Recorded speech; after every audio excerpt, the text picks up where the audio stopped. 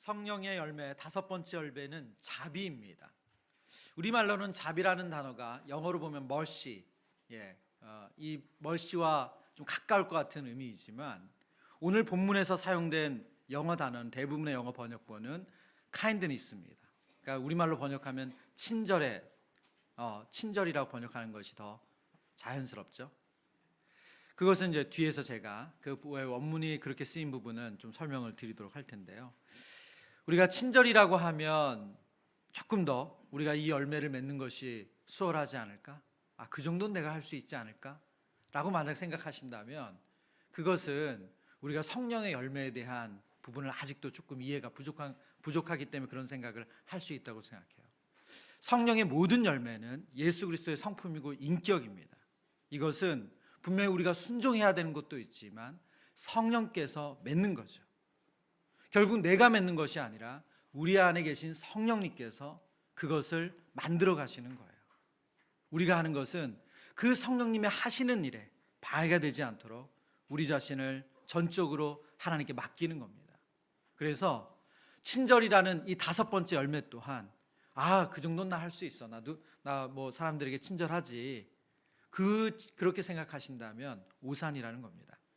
그러면 어떻게 하나님께서 우리에게 열매 맺기 원하시는 이 자비, 친절을 열매 맺을 수 있을까? 그 첫 번째는 하나님께 연결된 내적인 안정감이 필요합니다.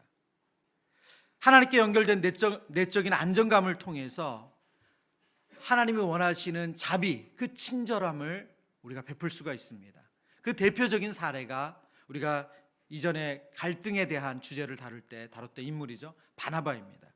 우리 사도행전 11장 24절, 바나바는 착한 사람이요 성령과 믿음이 충만한 사람이라 이에 큰 무리가 주께 더하여지더라. 바나바에 대해서 설명하면서 바나바의 성품, 바나바의 인격, 바나바의 믿음이 어떠한지를 오늘 성경은 이렇게 기록하죠. 바나바는 착한 사람이다. 그리고 성령과 믿음이 충만한 사람이다. 여러분, 누군가 여러분을 향해서 그분은 어떤 분이에요? 라고 말하는데 그분 진짜 좋은 분이에요. 정말 착한 분이에요. 선한 분, 법 없이도 살 분이에요. 그리고 이어서 성령과 믿음이 충만한 분이에요. 여러분, 성도가 받을 수 있는 최고의 극찬 아닐까요? 착한 사람이고 성령과 믿음이 충만한 사람, 하나님으로부터 오는 그 사랑과 은혜 가운데 충만한 사람, 내적으로 안정감을 가진 사람, 이 사람이 바로 바나바입니다. 바나바는 사람들의 인정에 이리저리 움직이는 사람이 아닙니다. 누군가 보여주기 위해서 무엇을 하는 사람이 아니에요. 하나님 주신 은혜, 하나님 사랑 안에서 자연스럽게 순종하고 헌신하고 그리고 그 뜻을 이루어가는 사람이 바로 바나바입니다. 그래서 바나바의 모습을 보면 바나바가 마가 요한이 선교지에서 일탈했다가 다시 그를 데려가는, 어떻게 보면 바울과 싸우면서까지, 그래서 비난을 받으면서까지 그 일을 하는 것을 보면 바나바 안에 하나님으로 인한 충만함, 내적인 그 안정감이 없다면 도저히 할 수 없을 거예요. 사람들의 비난을 생각하고 어떻게 볼까 이런 생각을 했다면 아마 바나바도 적당한 선에서 타협을 했을 거예요. 그러나 그는 하나님 주신 안정감이 있었기 때문에 그것과 아랑곳하지 않고 마가 요한과 함께 선교여행을 떠납니다. 그러나 이런 내적인 안정감에서 오는 친절함이 있는가 하면 내적인 안정감 없이 우리가 친절하려고 할 수도 있죠. 정말 보여주기 싶어서, 사람들에게 인정받고 싶어서, 혹은 자신은 그만큼 준비가 되어 있지 않았는데 하나님께 또 그런 모습을 보이고 싶어서, 말하자면 좀 척하는 거죠. 그럴 수 있습니다. 사도행전 4장에 보면 바나바가 그의 밭을 팔아서 사도들의 발 앞에 내려놓죠. 아마도 그 사건은 그 예루살렘 공동체 안에서도 회자됐던 큰 사건인 것 같아요. 아마 그가 하나님께 드린 그 제산이나 그 내용이 적지 않았던 것 같아요. 그래서 사도행 그 사건이 있고 나서 바로 5장에 넘어오면 어떤 사건이 이어지냐면 아나니아와 삽비라 사건이 있습니다. 여러분이 잘 아시는 아나니아와 삽비라, 이렇게 시작하죠. 본문 5장 1절입니다. 아나니아라 하는 사람이 그의 아내 삽비라와 더불어 소유를 팔아 그 값에서 얼마를 감추매 그 아내도 알더라. 얼마만 가져다가 사도들의 발 앞에 두니 베드로가 이르되 아나니아야, 어찌하여 사탄이 내 마음에 가득하여 내가 성령을 속이고 땅값 얼마를 감추었느냐. 아나니아와 삽비라가 좋은 일 하려고 했어요. 선한 일을 하려고 했어요. 정말 어렵고 힘든 이웃을 위해서 친절을 베풀기를 원했습니다. 자비를 베풀기 원했어요. 그래서 정말로 그 피땀 어린 그 귀한 물질을 하나님께 드리는 거죠. 근데 어디서 문제가 생긴 거예요? 여러분, 어디서 문제가 생겼습니까?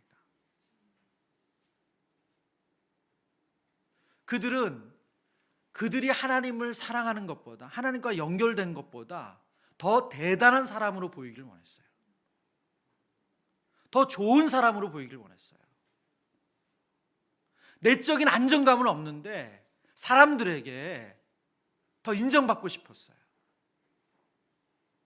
결국 그들이 선택한 건 뭐죠? 부정직한 거예요. 속이는 거예요. 제가 본문을 묵상하다가 예전에 이런 생각을 했어요.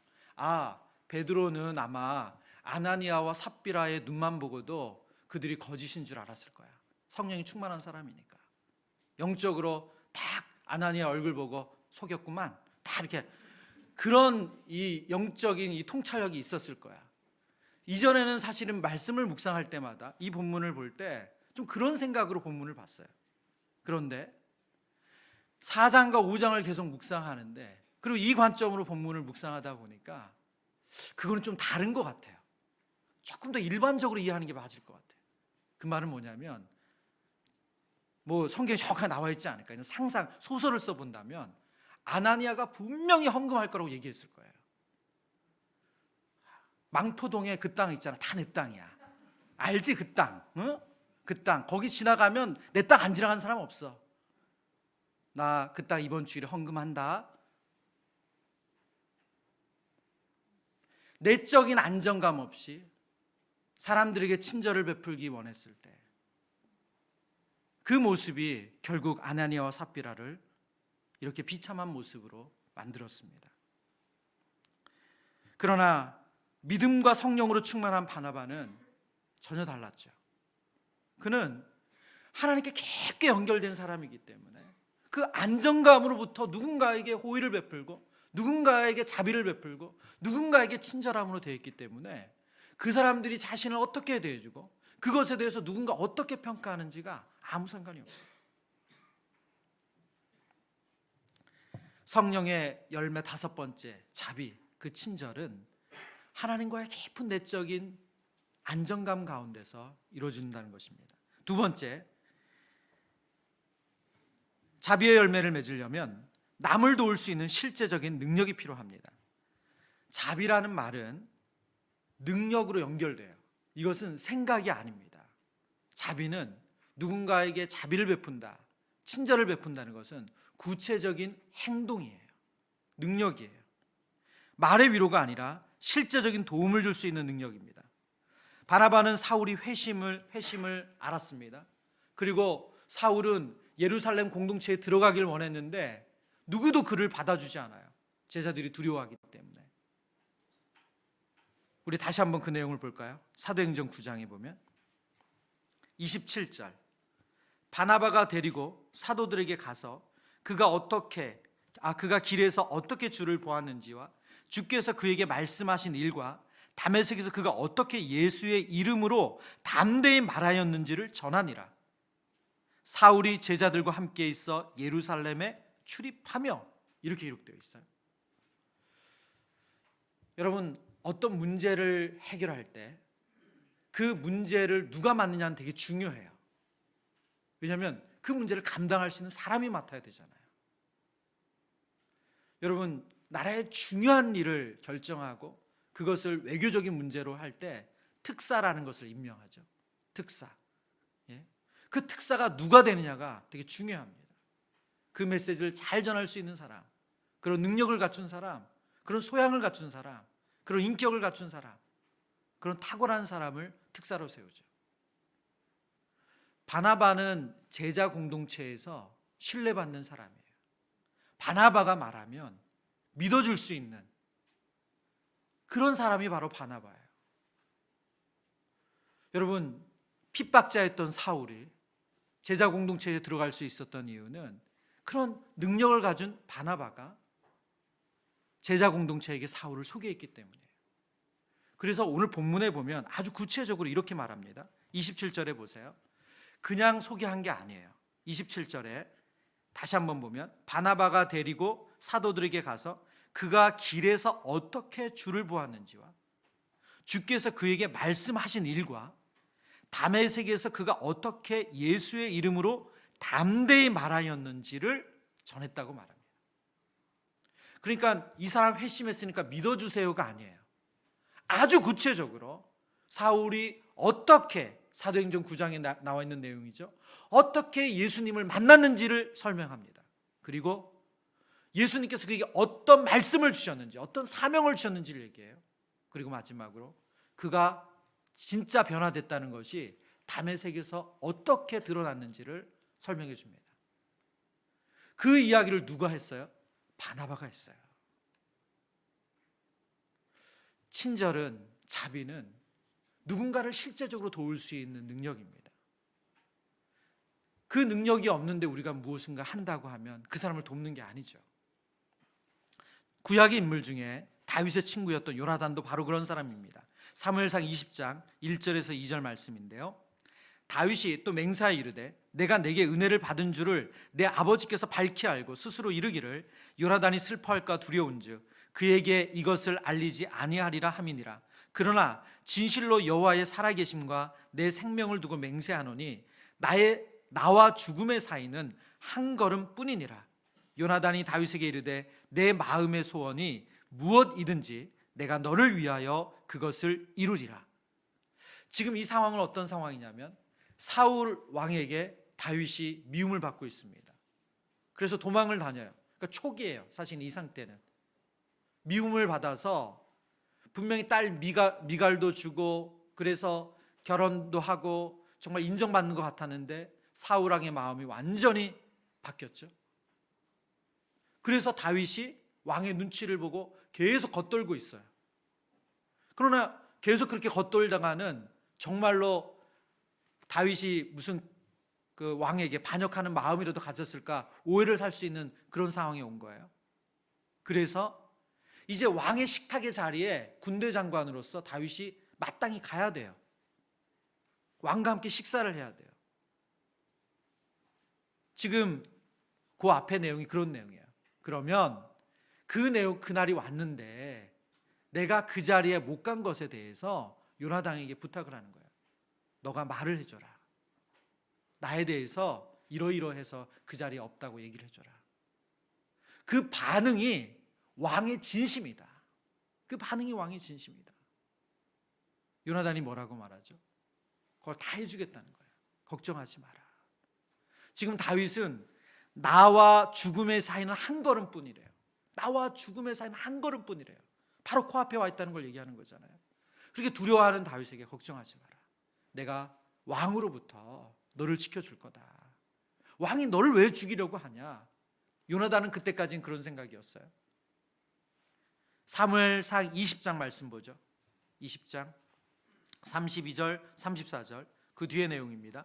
요나단이 그의 아버지 사울에게 대답하여 이르되 그가 죽을 일이 무엇이니까? 무엇을 행하였나이까? 사울이 요나단에게 단창을 던져 죽이려 한지라.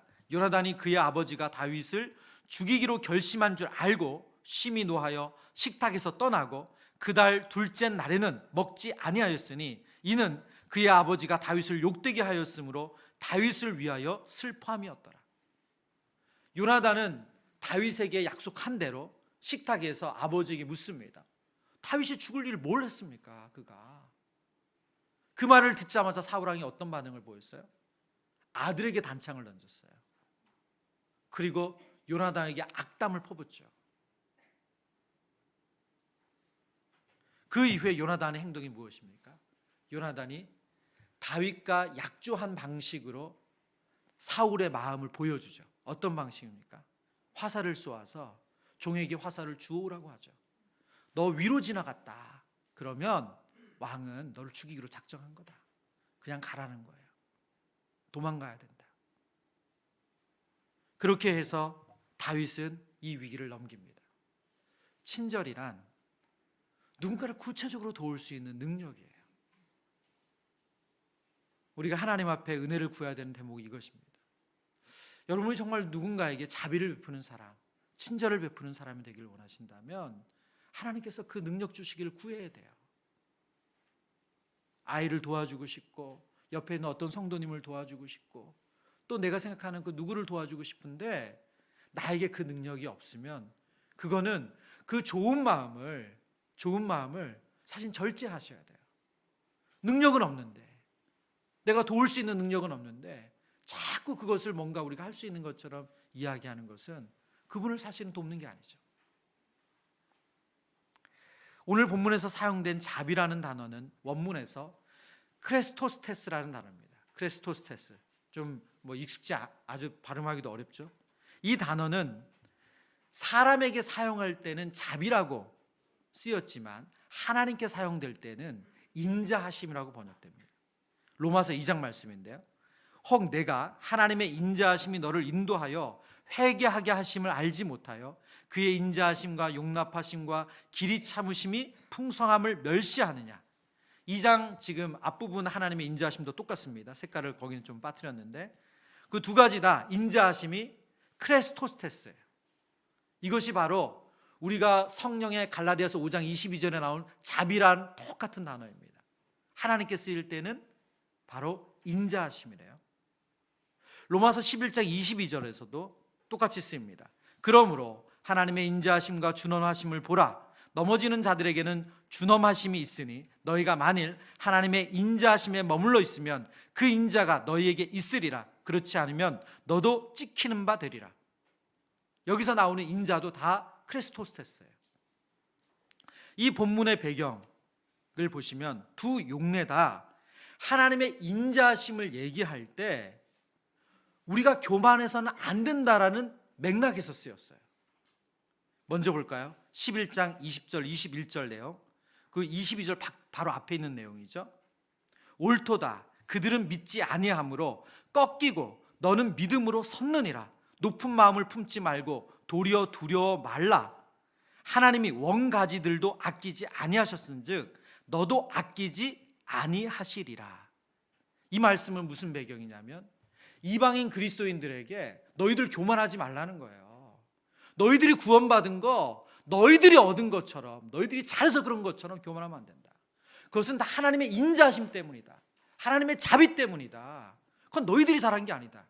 하나님께서 원가지가 누구예요? 유대인들이죠. 유대인들도 하나님께 불순종해서 이렇게 심판받는데 접붙임 받은 너희들은 더하지 않겠냐. 하나님의 인자하심, 그 자비로 인해서 너희들이 구원 얻은 거니 교만하면 안 된다. 로마서 2장에도 똑같습니다. 로마서 2장 1절 2절의 말씀 같이 읽어볼까요? 이 말씀 시작.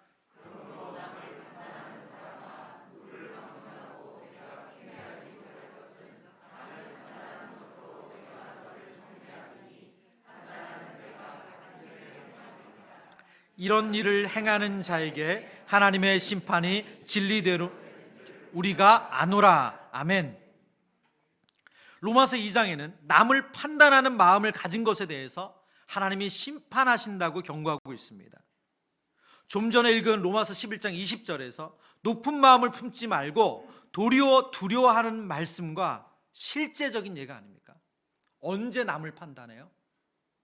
내가 더 낫다고 생각할 때, 내가 더 괜찮다고 생각할 때 남을 판단하죠. 나는 안 그런데 저 사람은 그래. 그럴 때 우리가 남을 판단하죠. 교만한 마음일 때 남을 판단합니다. 근데 오늘 똑같이 하나님의 인자하심이 쓰인 그 바로 앞에 하나님께서 뭐라고 말씀하시냐? 남을 판단하는 사람아, 남을 판단하는 것은 합당하지 않다는 거예요. 여러분, 여기에서 자비의 열매를 맺을 수 있는 세 번째 지혜를 우리가 얻습니다. 바로 나를 낮추는 거예요. 나를 낮추는 마음이에요. 여러분, 우리가 누군가에게 자비를 베푼다는 것, 그 성령의 열매로 자비를 베푼다는 것, 친절한다는 것은 나를 낮추지 않고서는 안 되는 일이에요. 나는 가진 게 있고, 나는 아는 게 있고, 나는 할 수 있는 게 있는데 너는 못하지 라고 베푸는 친절은 성령의 열매가 아니라는 거예요. 그건 자비가 아니에요. 낮은 마음으로, 나도 하나님의 인자하심으로 하나님 나를 받아주셨고, 내가 이 자리에 오른 것도 하나님의 인자하심 때문이고, 내가 이만큼 사는 것도 하나님의 인자하심 때문에 이 자리에 있는 거다. 그러니 나를 이 자리에 두신 이유가 있어서 내가 당신에게 하는 거 나에게 고맙다 하지 마라. 이게 성령의 열매로서의 자비라는 거예요. 이것이 성령의 열매로서 친절이래요. 하나님께서 우리에게 바라시고 원하시는 친절은 높은 마음에서 상대방을 도와주는 것이 아닙니다. 똑같이 하나님 앞에서 나도 죄인인데 하나님의 인자하심으로 구원받은 사람이다. 나도 능력이 없는 사람인데 하나님께 기회를 주셔서 이 자리에 있는 사람이다. 그 마음으로 다른 사람을 돕고 그 사람을 하나님 앞으로 도와줄 수 있는 것, 그것이 바로 성령의 열매인 자비라고 말합니다. 말씀을 묵상하면서 정말 제가 그동안 받아왔던 수많은 친절, 그 하나님의 자비가 생각이 나더라고요. 정말 헤아릴 수 없이 너무너무 많더라고요. 너무너무 많았어요. 정말 아마 그거 얘기를 하면 오늘 집에 못 가세요.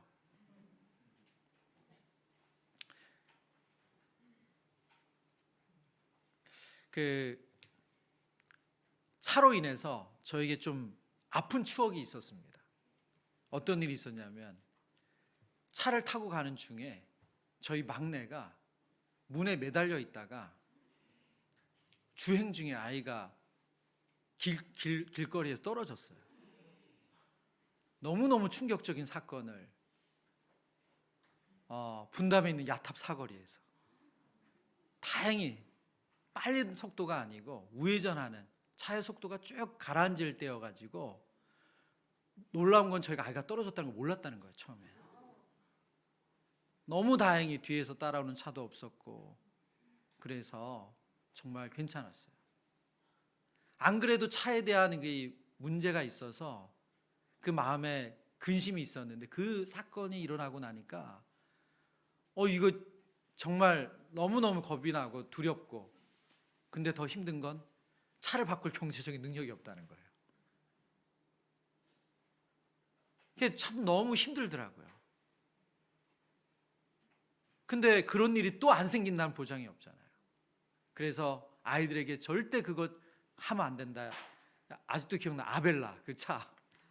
이거 너희들 애들이 그걸 자꾸 땡기면서 이게 문이 확 열리는 거죠.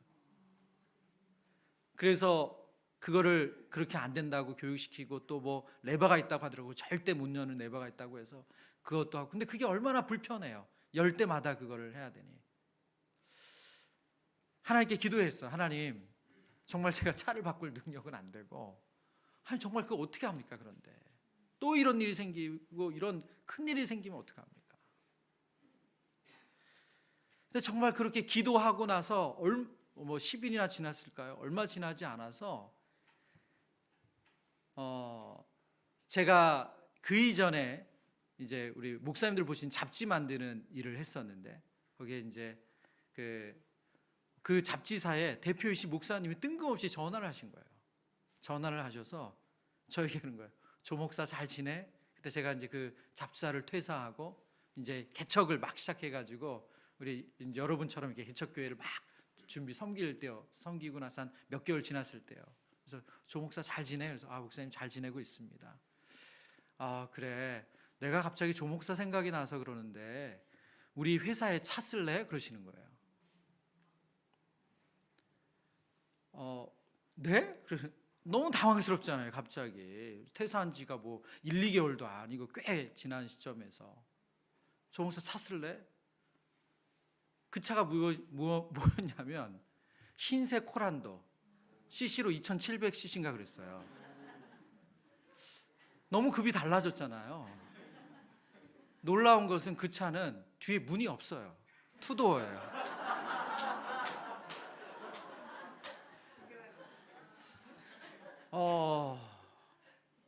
제가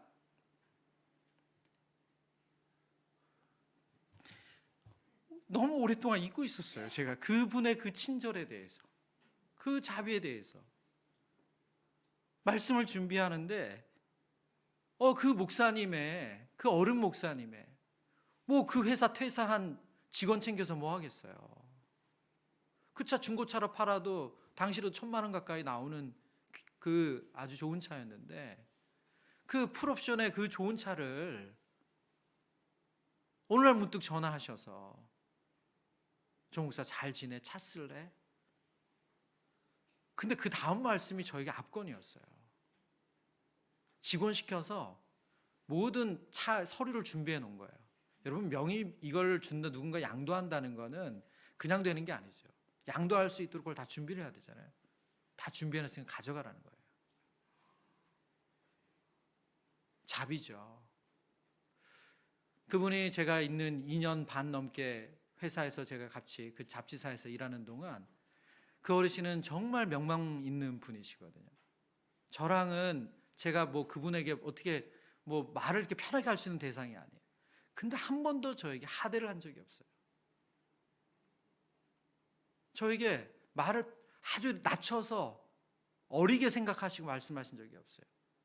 제가 강도사 때 그 회사를 입사를 했는데 그리고 그곳에서 안수를 받았어요. 하나님의 자비죠. 이찬수 목사님이 저에게 한 거는 남겨두겠습니다. 워낙 많아가지고. 여러분, 하나님의 자비, 성령께서 저에게 이 열매를 맺기를 원하세요. 근데 이것은 하나님께로부터는 안정감에서부터 출발한대요. 하나님께로부터는 안정감은 없는데 누군가를 자꾸 도와주려고 하는 거는 그건 척하는 거예요. 그거는 실제 자신도 죽이고 남도 살리는 길이 아니에요.